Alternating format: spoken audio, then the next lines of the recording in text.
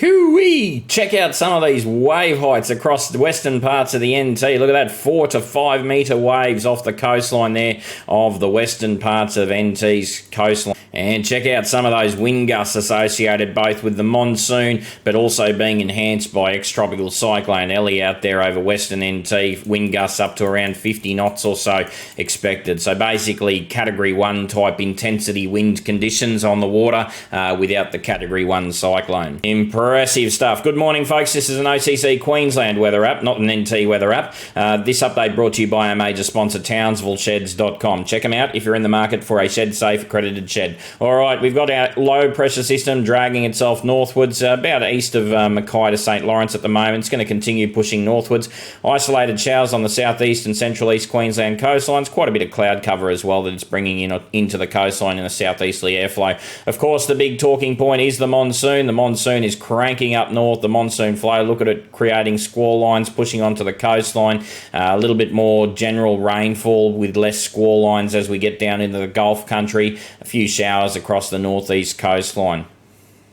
There's a strong wind warning and a hazardous surf warning from the Bureau of Meteorology. Look, it's nothing like the NT stuff, but it's still some big waves around 2 to 2.5 metres around that coastal fringe. Plus, we've got 25 to 30 knot gusts of wind happening across the region, maybe 30 to 35s. You can see that's almost the same sort of gust of wind that we're expecting across the monsoonal flow as well up in the western coast of Queensland through the Cape York Peninsula region. And you can see those wind gusts at 25 to 35 knots, both in the southeast, central east region and the northwest region coastlines, the regional coastlines of Queensland over the next 24 hours.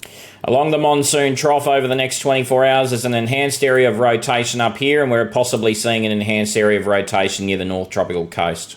Neither of which are expected to get too strong too quickly. All right, as we progress through today, we can see some showers continuing onto the coastline there around southeast, central east coast and that strong southeasterly stream through the afternoon. Just seeing some showers developing across the inland areas.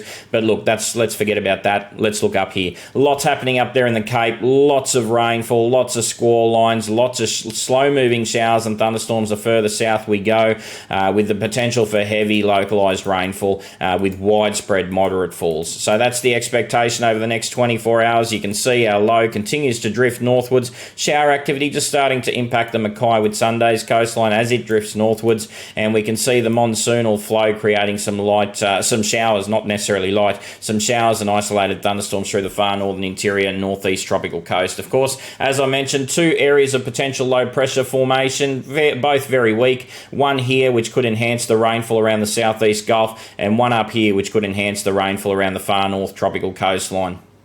Rainfall between now and when we speak again, expected to see significant falls on the Western Cape coastline with all these big squall lines coming into the coast, falls of in excess of 100 millimetres if possible. Across the northern interior, we could see some localised heavy falls because these storms further southwards won't be moving as fast and they'll just be developing along the monsoon trough and just sitting there, dumping lots of rain. So potential there for some localised heavy falls across the far northern interior. Showers possibly heavy at times across the north tropical coast, and as I mentioned, if we do get that little area of rotation, we'll see that enhanced over the next 24 to 48 hours.